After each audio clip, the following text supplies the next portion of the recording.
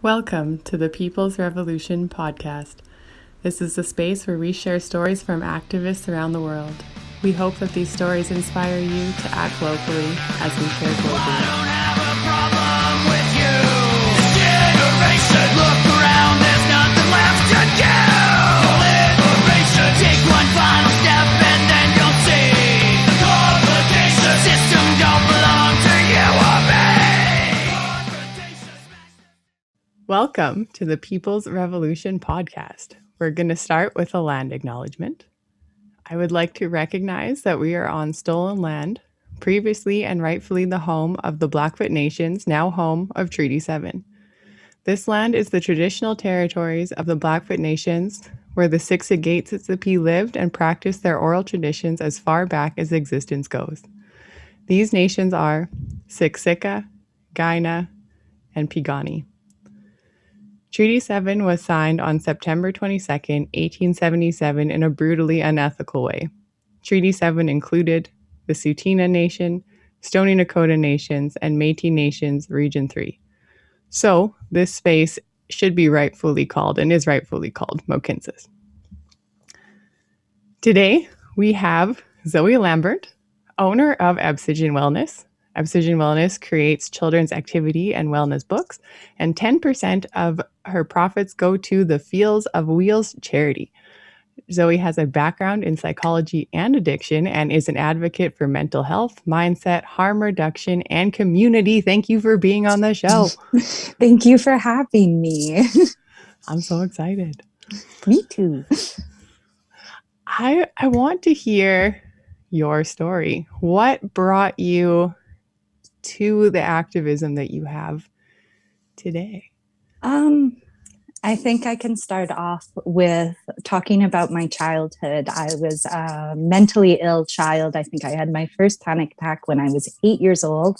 And my parents had no clue what was going on. I think they were a little flabbergasted, and the mental illness progressively got worse as I was growing up, due to a lot of trauma that I faced as a child as well. But there was no one who, stopped me or took me aside and said, "Hey, is everything going well?" And I think by when I was 13, I started doing drugs. I was quite addicted. Until I was about 20, and I had my daughter when I was 19, and she was definitely a force of change. I definitely wanted to change all my ways for her. She saved me, but I didn't know how to, because again, no one had taught me how to create a better life, or help me, teach me tools to cope. So I ended up in the hospital when I was 22, due to suicide attempt. And I'm there, I learned all these beautiful coping mechanisms, all about boundaries, everything. And it really made me wonder why I had to be,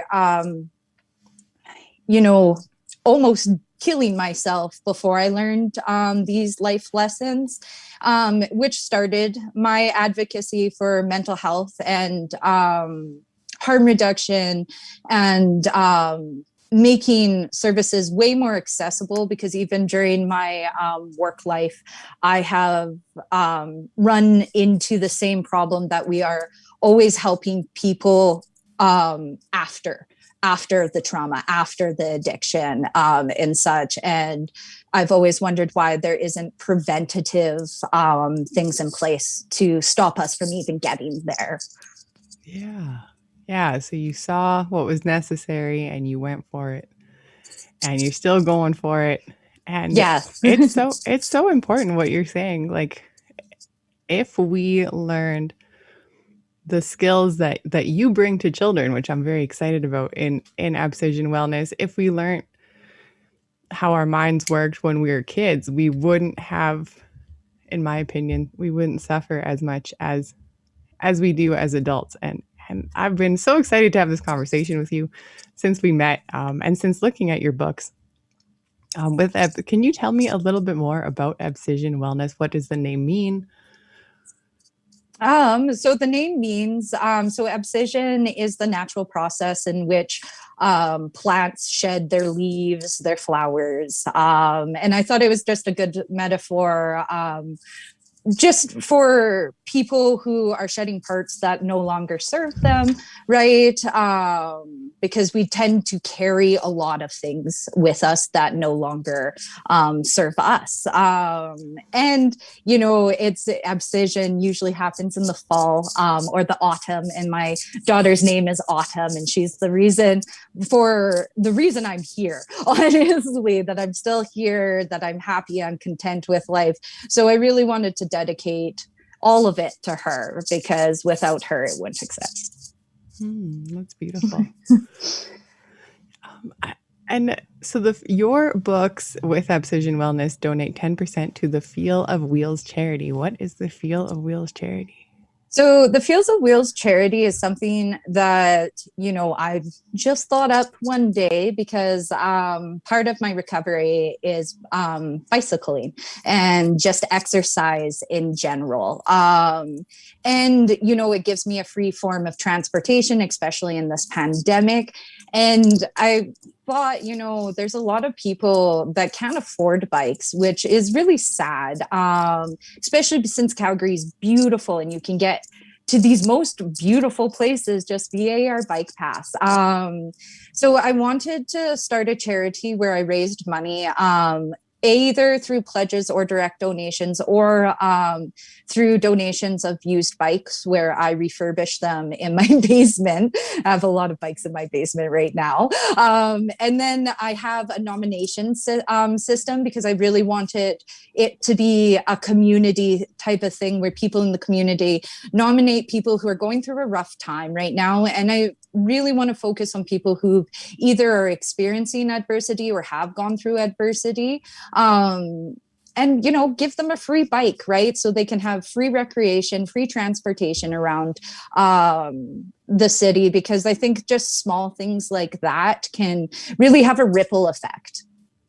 Mm-hmm. Yeah, that is so cool. So cool. I love that you do that. With Abscission Wellness and with your story and with your goals, how does harm reduction come into this? Oh, yes. Okay. So I can go on a little tangent now about this. So in a society, we are an addicted society. We just have drugs or addictions that are acceptable versus not acceptable. But if we think of our consumerist society as a whole, nonstop consuming is addiction, right? So it's literally at the core of our society.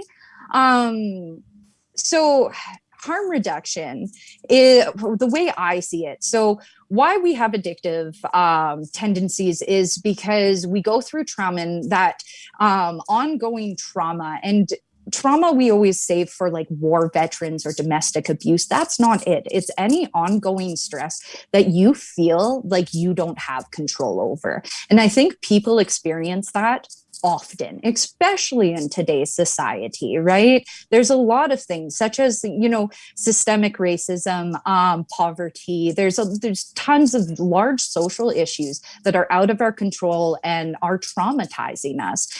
So what happens is that we find that our prefrontal cortex shrinks. And with our prefrontal cortex, we have all this executive functioning, and that's focusing, staying on task, language, logic, planning.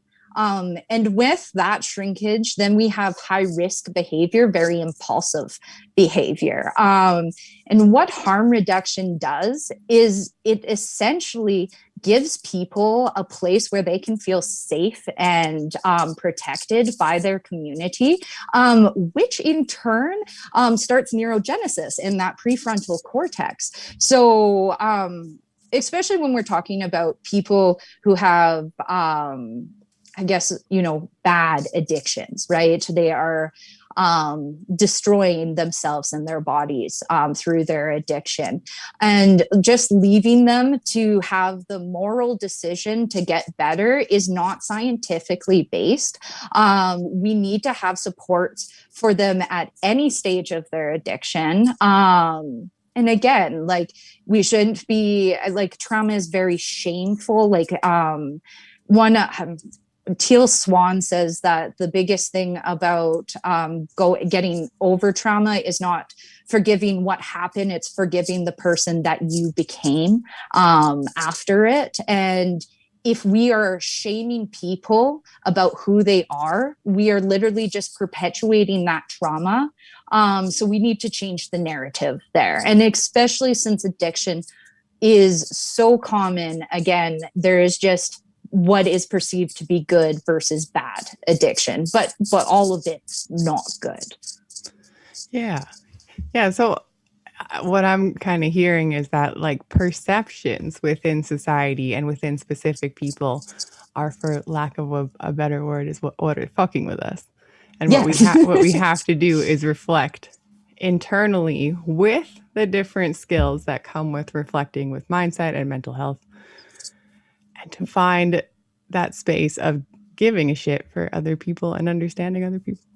For sure. And I was just talking about this actually, and it's I find that other people feel like they have superior brains, but they, like, no, you just had maybe a superior environment in which you could flourish in, right? While other people don't have the essentials they need to flourish in. But,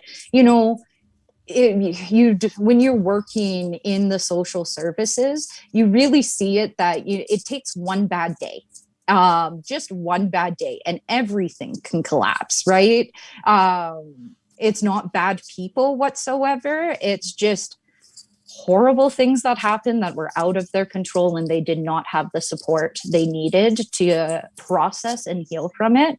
So I honestly, I wish that more people would understand that if they were in the exact same situation, that their brain processes would be the exact same, right? Maybe like there's a genetic factor, but trauma's trauma.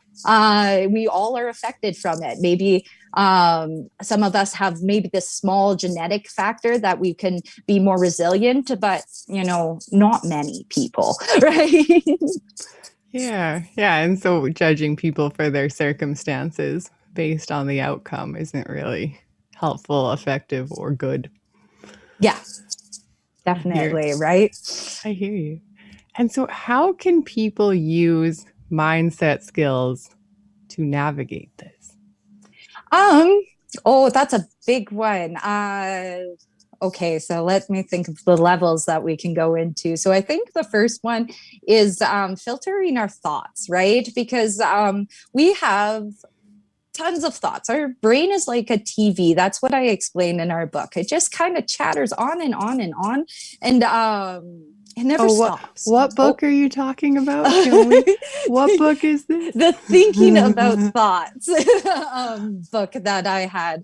I made for children. There's a lot of activities in it too that help them realize separate their thoughts. There's a lot of thoughts that are you and that you believe in, and that would be your controlled thinking. But there's a lot of thoughts called automatic thinking that is literally just indoctrination from, which is not always a bad thing. Sometimes it's from role models that you grew up with, people that you surround yourself with. But media is a huge one. And considering we say, I forget how much, it's a ridiculous amount. I think it's like 5,000 advertisements a day. I actually think it's more, but I will say 5,000 to be safe. We're absorbing that. That is all working on a subconscious level. So if you're constantly being faced with advertisements that are telling you that you're not you're not perfect, or you are missing without something, some, beauty, or you don't have connections, or, whatever they're trying to sell you at the same time. We're absorbing that and we are digesting it. And whenever we are a little bit elevated, that could be scared, sad, fear, all of that automatic thinking takes over. Our controlled thinking shuts off, right? And that automatic thinking starts again. And with that automatic thinking, that's where all those negative thoughts can come from. So learning to just sit there and filter and realize that some of your thoughts are not your thoughts is a huge step in the right direction. Because then you can be like, wait a second, do I really believe this? And that can be whether it is directed towards you or directed towards another person, because, prejudice literally lives in that automatic thought area, right? So just taking a second. Yeah. Yeah. The thoughts come from your expectations normally. Not from the current situation. I think that's something that's really important, and something that I wish that was taught in high school. Core beliefs for your thoughts come at age like 6 to 8. And if you can teach someone how to navigate their thoughts at age 6 to 8, their core beliefs, that's won't cause the trauma that most people in my age range. For sure. And one of my other books that I'm currently writing is Expressing Myself. And that's all about, building boundaries and learning how to communicate to other people, because I didn't have a lot of support when I was growing up. So I built my own support system, and that's very natural. But the thing is because no one taught me what a healthy relationship was or how to have boundaries, I had a lot of toxic people, and me too, me being toxic as well, being codependent on other people, again, another form of addiction, to do that. And I think it's really important for people to learn, that they can talk about what they want and what they don't want in their lives, especially children, right? Because we don't give children a lot of freedom to choose who they want to be, especially within modeling. Like, we model our parents, right? Or our guardians, whoever is taking care of us. And sometimes we don't understand that is toxic, because it's so normalized with it, right? Because you grew up with it. That's all you had. So a lot of my book is trying to just give them a fresh perspective of what is actually acceptable and what's not. So maybe that, again, I don't imagine that they would absorb all the information, but sometimes we have to just plant seeds and hope they bloom later, right? So just even having that beginner knowledge of, okay, like this person is talking to me aggressively, right? They're talking to me like they're okay and I'm not okay, and I shouldn't accept that, right? Yeah. And this is a book that is coming out soon, right? Yes. Yeah, I'm just doing the drawings right now. So hopefully within a month, it will be out there. Awesome. That's all good. That's amazing that you do all your own drawings as well. Yeah. Well, copyright, gotta do it. Yeah. And so you have a second book that is available right now. Yes. What is that about? That's called Staying Calm. I guess kind of my favorite one out of all of them, just because I was in such elevated anxiety for so long that, I couldn't even filter my thoughts, right? It was just intrusive thoughts all the time. And once I learned these like grounding techniques that I teach inside this book, both I was able to calm myself so I could actually filter my thoughts, so I could actually set goals, so I could use logic, understand that I need to set boundaries. Actually, you like language is in there too, so my language would shut down, so I would actually be able to communicate to other people. So staying calm is like it both does breathing techniques. And tons of breathing techniques that you can use. But at the same time, I'm like, I've so many psychologists that say, oh, just take 10 breaths. And it's like, well, I'm having an anxiety attack, so I cannot currently breathe. So it's a lot of grounding techniques as well that you don't actually need to breathe for. One that I use with my daughter is I'll draw letters on her back, right? And she guesses the letters. And that way she's just feeling something. She's processing it in real time. She's not thinking about, whatever future possibility that she has anxiety about, to get her back to grounded in this reality, not her future reality. And also there's just the normal, name 3 things you see, 3 things you feel, like my chair on my butt, and 3 things that I hear, right? And then like working it down.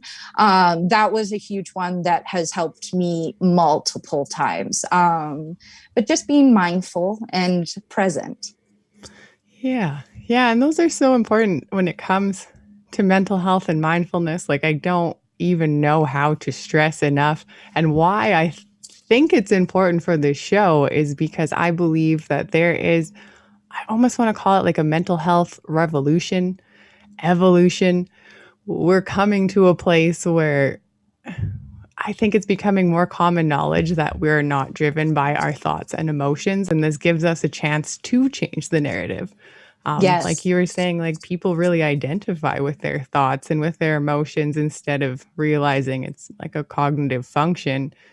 And it's been causing so much bias, so much racism, sexism, homophobia. It's all in there, systemically ingrained and systemically socialized. And completely, and especially with all the like media that is just trauma, just pure trauma that we are digesting, even through our TV shows, right? If there was not drama or trauma in our TV shows, they wouldn't be so exciting, which is kind of a double-edged sword, right? But we're just ingesting it. And a lot of people don't realize when they're experiencing, anxiety or depression, because again, they've never been taught to even recognize their own thoughts that way. Or for me, like I usually don't know I'm anxious, but just being mindful of my body and how my body's reacting, right? So when I feel tightness in my neck, I know I'm like, oh, I'm anxious right now, right? So just be mindful in general, right? We can start accessing those emotions, calming them down, so we can actually have, logic instead of just acting on emotion, which I'm seeing a lot of nowadays, which that's understandable because it's a frightening time, right? yeah, yeah. I find it like the fear kind of puts people when they go into logic sometimes like a really strict logic. And that's kind of, to me, the same as being in like a very emotional state. Like one is very strict thinking, one's very emotional thinking. And like to be in the extremes of either one is something that I think we as a society are suffering pretty hard from right now. For because sure. right, we're not validating each other's emotions, we're not listening to each other's logic, and we're not giving a shit. So Yeah. Right. And I honestly, it's funny because I always patterns, like whatever we see at a macro level, we see at a micro level. And so what trauma does to the brain is it breaks down this corpus callosum. And that's basically our communication center to the brain. So we are often, when we're going through trauma, we can be very logical while being super emotional at the same time, which is funny because it's really showing like at the macro level what's going on right now. and that just that lack of communication between those two sides of society. Yeah. Yes, definitely. I like that you said that too, because I firmly believe that what goes on at a macro level, like it affects the micro level, and then the micro level affects the macro level, and they reinforce each other. So if we're socialized by a system and we accept that socialization, we're going to continue to perpetuate that socialization. For sure. And I've noticed that, so like addiction, if we try to like just tuck it away, repress it, like societally repress it and be like, nah, that's not a big deal. Like people will figure it out. It comes up. Like it's just like a human body. You cannot repress stuff. You have to process it, or it's going to just keep coming up and coming up and coming up until we deal with it. Mm-hmm. Yeah, definitely. That's something we see in Calgary right now, reflecting same issues over and over and louder and weirder every time. Every time. I guess it's part of the human experience, I guess, unfortunately. Yeah. But I think we also have to understand that sometimes it has to get really dark to see the light at the end of the tunnel, right? So I think that's what we're going through right now, is that it's getting really dark. But, you know, in this, you know, juxtaposed reality that we are in, eventually it will lead to greater things, right? More awareness about whatever it is, mental health, prejudice, you know, poverty, and all these things are coming to light. And that's why transitions are never nice. They never are. We can never just transition into it. Usually it's a big bang and a couple, you know, protests, and, you know, eventually we start doing things the way that we need to be doing things to heal, right? Mm-hmm. Yeah. So you're a big advocate for community. And I feel like that ties into a lot what we're saying right now. What are your thoughts on combining your mindset activism and your harm reduction activism with community? So community is the base of everything. Like, we need community, especially more than ever right now. And that is probably my biggest, I guess, criticism of our individualistic society. Teaching English for the longest time, I didn't realize how separated and isolated we were even before the pandemic.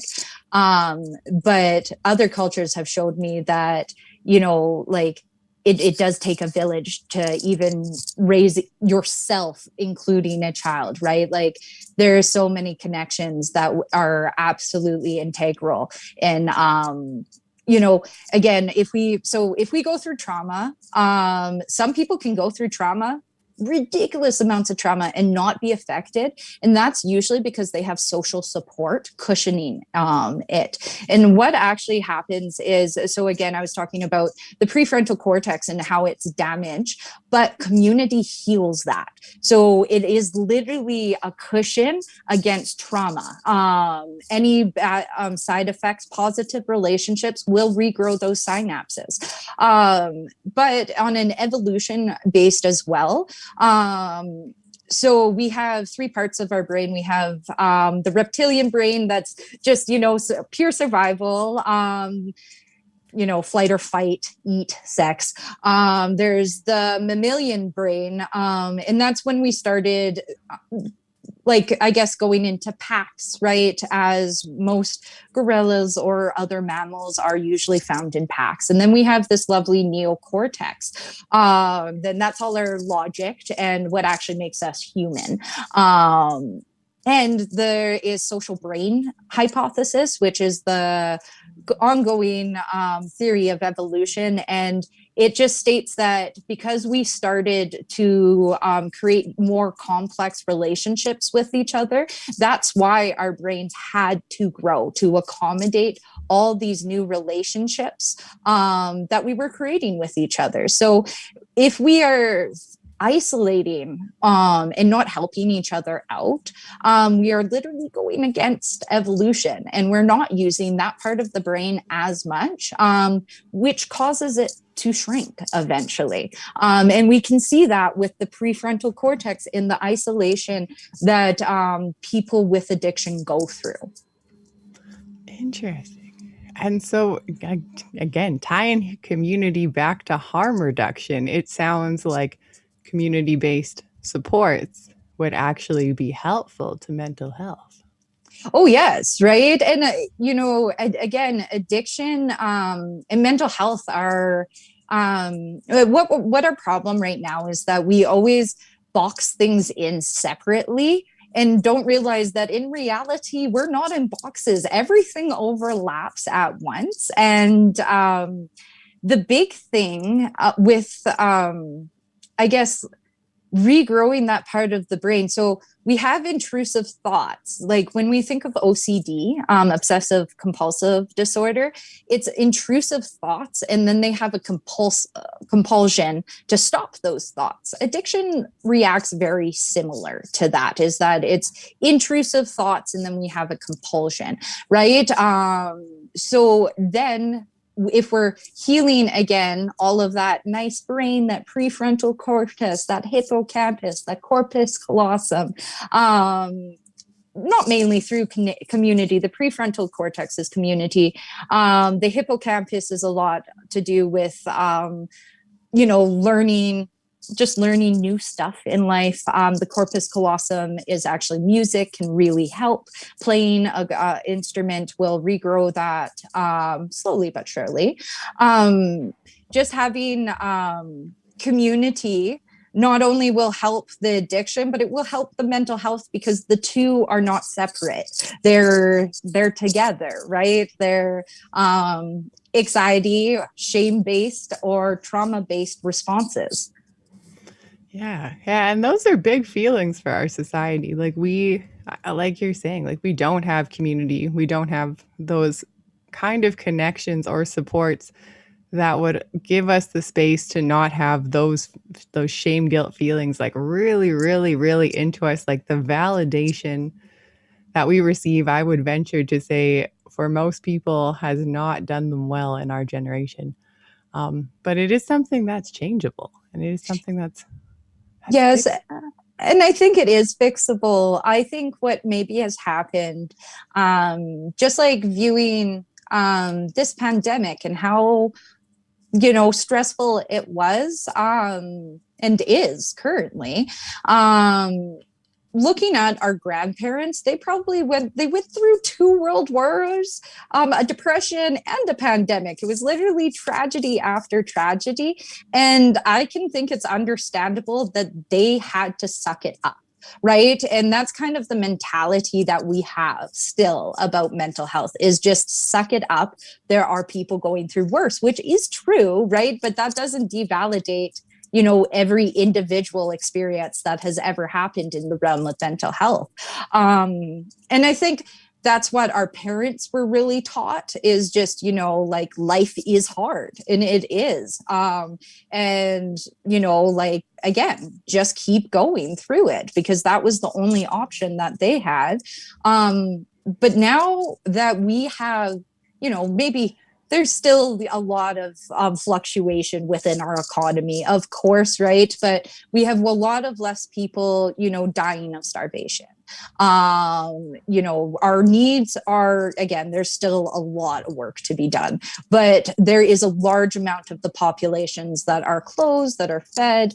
And that means that we can start looking at further levels like mental health, right? We have the ability to not worry about, day-to-day survival anymore. So I think that's why a lot of these issues are now coming up. Mm-hmm. Definitely. They are, right? We have the capacity to make the changes. Yes. So what do you think, if you could change one system right now, if I gave you a button, I was like, Zoe, press this button, it's going to change this system. What system would that be, and why? That would be our education system, because if we started teaching, mindfulness, intention, boundaries, thinking about your thoughts early on, then people would have the tool set to build better relationships, which would, again, cushion them from trauma, right? So life is hard. There will be trauma, and that is without our control, right? But what we can do is build a community in which to help us. And our education system completely fails at that, just completely. That's why I'm writing these books, because they're not going to do it. I'm going to do it for them. But I remember even when I was a child, again, like I was addicted to drugs. I was definitely doing a lot of things that should be like were questionable and such. And not one of my teachers was like, wow, Zoe seems to be traumatized. Like maybe we should get her some help. None of that. Like none of my teachers did that. And why there isn't trauma-informed training within like there might be now, but I know at my daughter's old school, there definitely was not. And it probably depends on funding with districts and such, right? That whole poverty, ghettoization of certain parts of our city. Like if we could be teaching, we could be producing healthier human beings, and we wouldn't be having these mass problems. Or maybe we would, but we'd be able to approach them in a lot more healthier way. There is, and I think one other thing about schools is that we're not taught how to interact with each other whatsoever. I don't know if anyone went through high school or junior high, they know how hostile of a place it can be. And back in ancient Greece, there was this guy named Epicurus, and he had a bunch of really cool ideas, and was one of the first schools, which was called the Garden, to allow females and slaves into the teachings as well. And one of their major ones was friendship, and creating friendship. And that was like one of his huge teachings. And he put it above sex and marriage because he said sex and marriage can cause a lot of conflict, which is fair and such, and that we should really be focusing on just making friends with the people around us, because that is how we create utopia. Yeah. What do you think needs to happen for real change in our communities to happen? Like integrating mental health, integrating harm reduction, integrating giving a shit. What do you think that the major shift needs to be? I think, again, kind of abolishing the individualistic system that we currently are in. The big thing with prejudice in general, whether it be racial, whether it be against people who are using drugs, really anyone that you could be prejudiced against, is just a lack of exposure to that group, because we cannot. So we have stereotypical thinking again, indoctrinated within us, either through role models or media, which we go to when we don't know about a subject, right? But if we can start exposing people more to different types of cultures, different types of people, they can't hold two competing beliefs in their brain too long. And usually the one they have direct experience, like, oh, I met this person, they blew all the stereotypes out of my head. That one will prevail usually, right? It's called exposure theory, and it's one of the most working theories of fighting prejudice. And right now, everything, like, no matter what you're in, we have the homeless shelters, right? And that box is where the homeless people go, right? Instead of allowing, more of a community response, and not isolating them into that that sector. Same with people with developmental disabilities. I was quite ignorant before working with them because I never got to interact with a person with developmental disabilities because they were always in a separate classroom for me. And I think that's like the base of what's going on right now, is that we have people with so many assumptions, but not a lot of reality like experience. So we need to find a way to start integrating people together. Which, it doesn't really look like it's going there, but that would be the prime goal in the end. I do think that community building is a thing that we people around our age give a shit about. Like we're ready to connect, we're ready to get together, we're ready to fix it. Yes. I think that's what's important from like so many different levels. And I think the way you look at it, the well-roundedness you have between like mental health, mindset, community building, and harm reduction, I think is very, very, very important to bring to the table right now as we build new communities, as we build new ways to get together. And you have a depth of knowledge in it that I just love. I do. Oh, well, thank you. You too, right? Constantly learning from you. So no, I definitely think it's a huge problem right now. And I think the pandemics is making it worse right now. I know I don't interact with a lot of people other than via Zoom. And I don't even know how to interact with people once this ends. It's going to be a lot of relearning, but maybe we did need to destroy some of our preconceived notions about interactions to rebuild new ones. Right? Yeah. Yeah. Interactions, each other, our system, the whole thing. The whole thing. Yeah. I think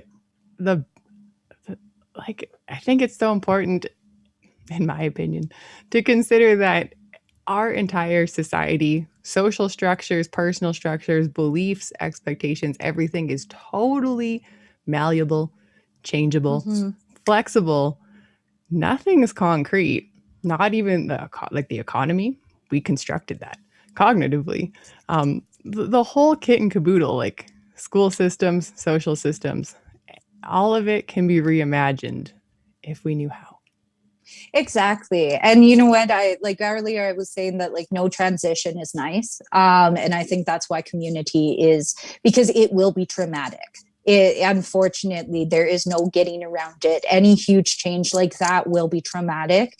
So we need each other to cushion that, to like really, come together. And just it starts with small things as well, right? Like you don't have to be this like overarching community person to help your community. Even just talking to one person and bringing them maybe some food when they're down is all you need to do, right? It's nothing that's like huge or fantastic. It's through very small acts of kindness that we start to slowly change the world.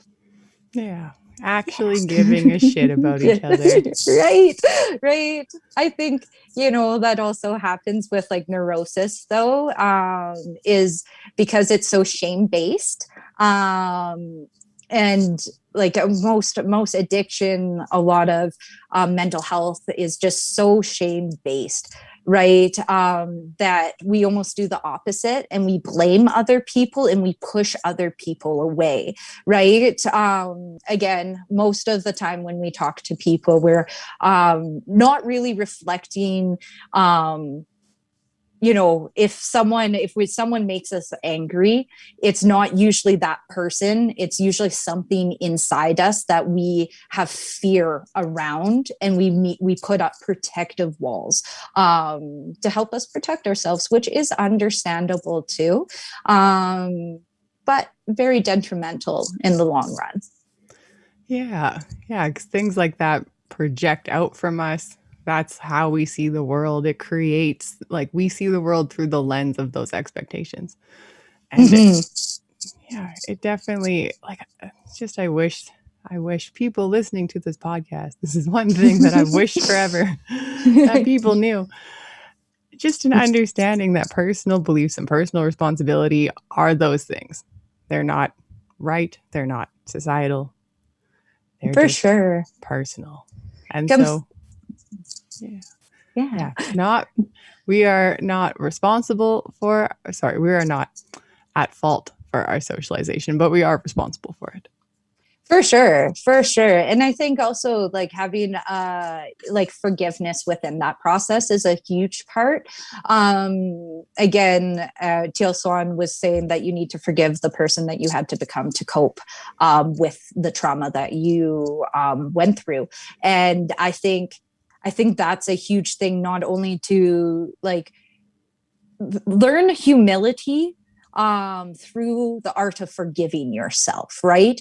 And learning that, okay, so that you're allowed to make mistakes. You have a right to make mistakes, and you have the right to go out and try something and suck at it, right? And that includes relationships. Now, relationships, some people say that they're just people persons. They're not, right? They just had a lot of practice, right? And forgive it. Like, I think once we learn to, forgive ourselves and not judge ourselves so harshly, that we start to like understand where other people are coming from as well. And not saying that they have, especially in today's political climate, not saying that some people don't have dangerous beliefs, right?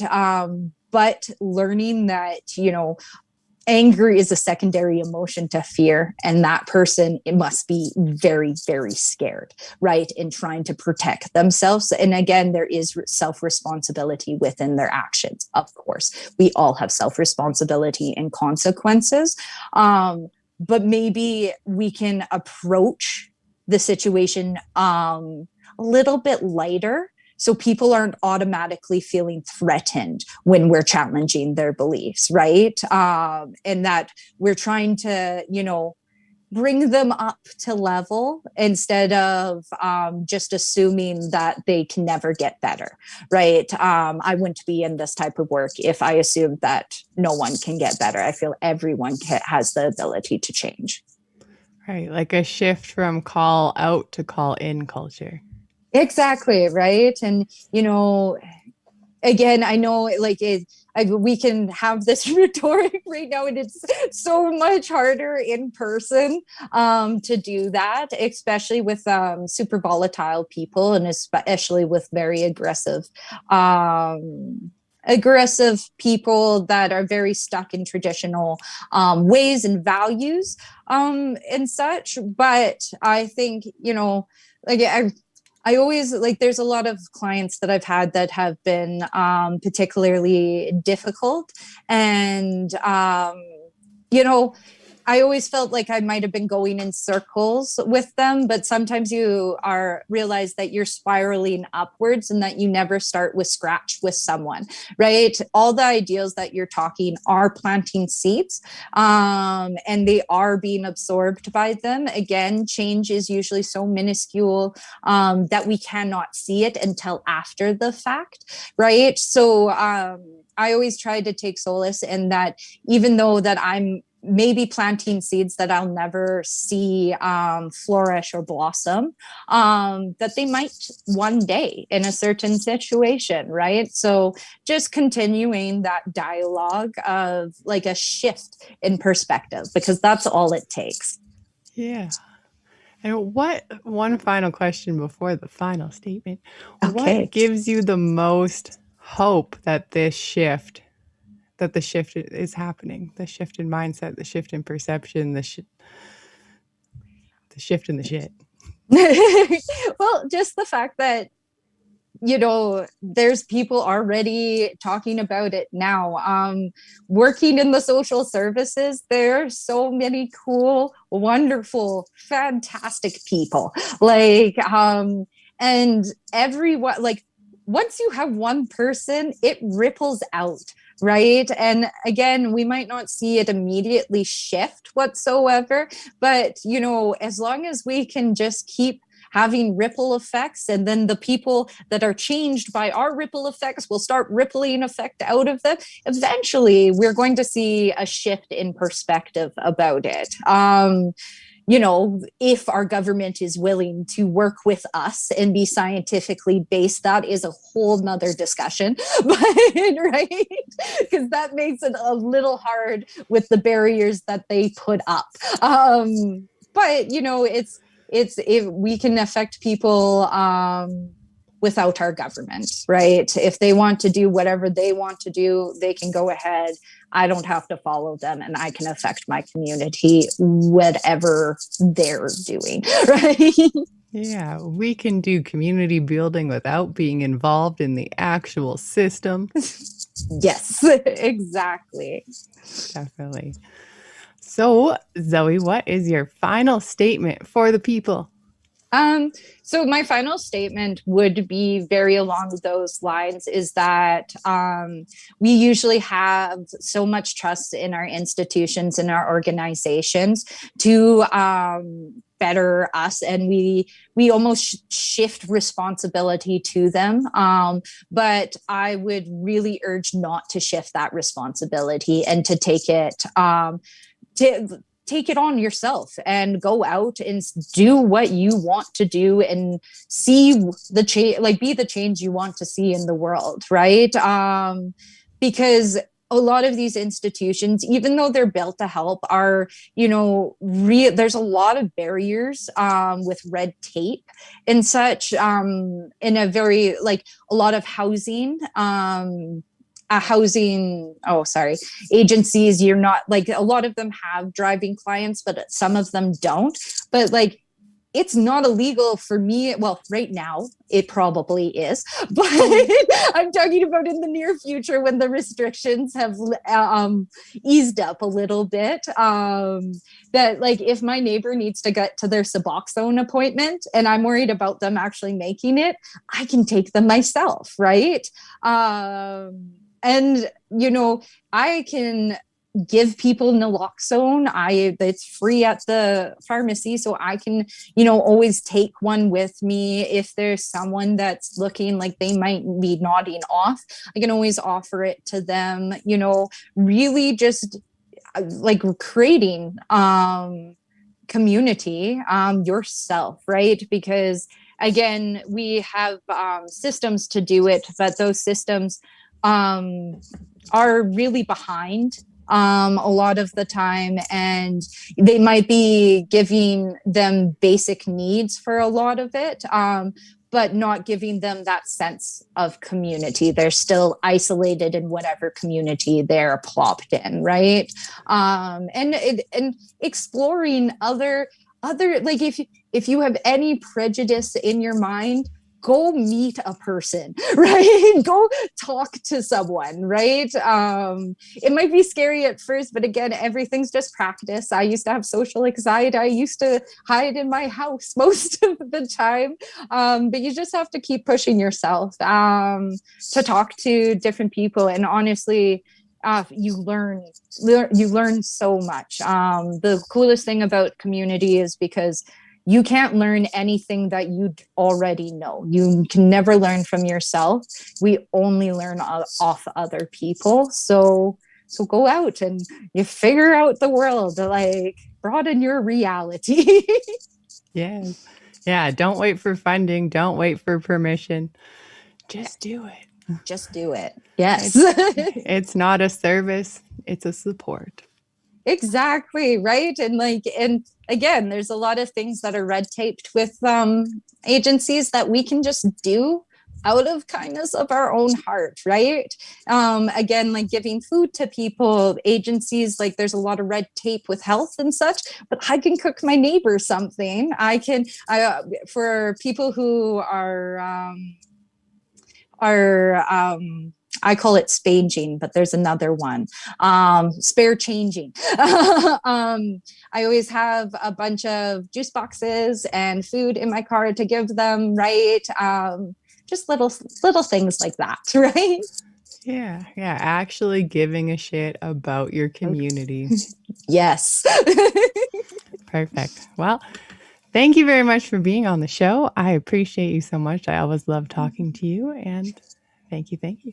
Cool. Well, thank you for having me. And I definitely appreciate our talks. I hope they continue in the future. Oh, wait. Where can people find you? www. Abscission. So www.abscissionwellness.com. I also have a Facebook page that if you want to look into previews of my book, just because I know people are like, what would an activity book for wellness be about? I do sneak peeks into each book that I have. So you can look them over, see if they're for you. And yeah, that's where you find me. Beautiful. I love it. Thank you. Thank you. And have a good evening. You too. Cut.